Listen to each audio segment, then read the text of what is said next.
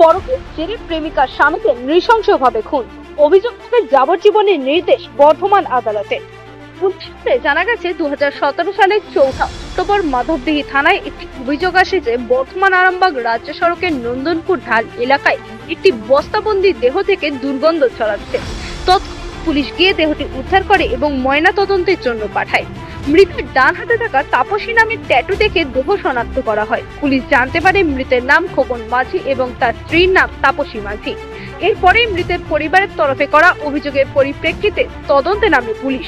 ময়নাতদন্তের রিপোর্টে থেকে শ্বাসরোধ করে খুন করা হয়েছে বলে জানানো হয় এবং মৃতের গলার বাম দিকে শ্বাসরোধ করার চিহ্ন আছে বলেও জানানো হয়। এরপর পুলিশ মৃতের স্ত্রী ও তার প্রেমিক বাপ্পাদিত্য পানকে গ্রেপ্তার করে এবং জিজ্ঞাসাবাদ শুরু করে। সাথে পুলিশ মৃতের মেয়ের জবানবন্দিও নথিভুক্ত করে। জানতে পারে মৃতের স্ত্রী তাপসী মাঝির সাথে হুগলির গোঘাট থানার বেলুন গ্রামের বাসিন্দা বাপ্পাদিত্য পানের বিবাহ বহির্ভূত সম্পর্ক ছিল। সেই সম্পর্কের টানাপোড়েনের জেরেই বাপ্পাদিত্য খোকন মাঝিকে খুন করেছে। দীর্ঘদিন বিচার প্রক্রিয়া চলার পর শুক্রবার বর্ধমানে ফাস্ট ট্র্যাক ফাস্ট কোর্টের বিচারক দেবাঞ্জন ঘোষ বাপ্পাদিত্যকে যাবজ্জীবনের সাজা দেন। আপনি কি বলবেন? আপনাকে কে ফাঁসাচ্ছে? নির্দোষ। সাজা দিল তো? আমি নির্দোষ। কে ফাঁসালো আপনাকে? আমি নির্দোষ। আপনি কি বলবেন এটা? আমি নির্দোষ। আপনি কি উচ্চ আদালতে যাবেন? উপযুক্ত প্রমাণাদি না থাকায় মৃতের স্ত্রী তাপসী মাঝিকে আগেই বেকসুর খালাস করে দেন বিচারক। শুক্রবার বিকেল 5টায় এ বিষয়ে আইনজীবী কি জানালেন শুনুন। ঘটনা হচ্ছে 4-10-17 আর আজকে 12-12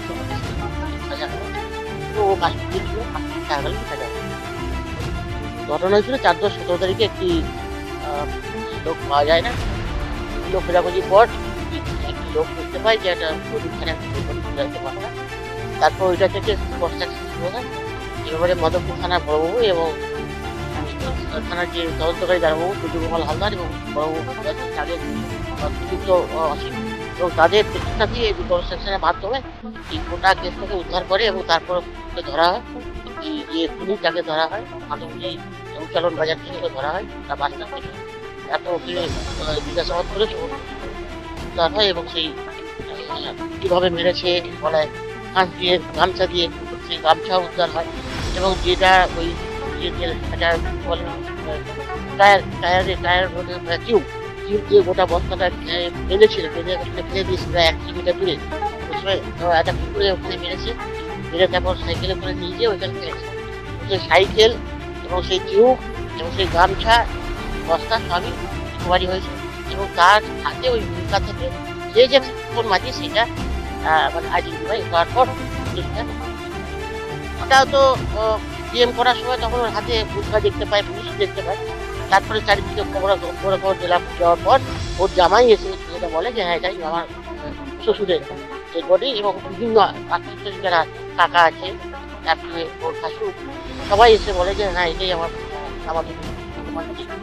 এবং সেটাতে কোন হচ্ছে ওই যে একটা প্রেম ছিল ওই যে বাপ্পাদিত্য পাটের সাথে খোকন মাঝির স্ত্রীর একটা প্রেম ছিল এবং ওকে ফিরিয়ে দিতে পারলেও একবারে সার্ভিস ঘটনা করতে পারবে এটাই একটা কারণ, সেটা তো কোনো কারণ না। এই জন্য ওকে দেখে শুনে দেবে। এটা সার্কামস্টান্সিয়াল এভিডেন্স, এটা ডাইরেক্ট কোনো এভিডেন্স নেই। চেন দিয়ে ওকে ঘিরে দেওয়া হবে। প্রত্যেকটা সাক্ষী যা বলেছে তাতে প্রমাণ হয়েছে যে ওই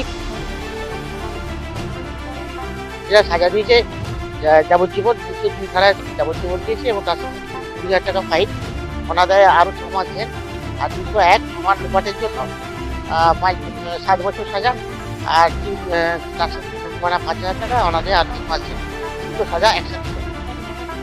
2017 4-10-17 ডেডবডি পাওয়া যায়, তারপর 5-10-17তেই বাপ্পাদিত্য পানকে গ্রেপ্তার করা এবং দুজন তাপসী খালাস হলো। তাপসী সেরকম প্রমাণ না পাওয়া ছিল তখন খালাস। বাপ্পাদিত্য পানের বাড়ি হচ্ছে গোঘাট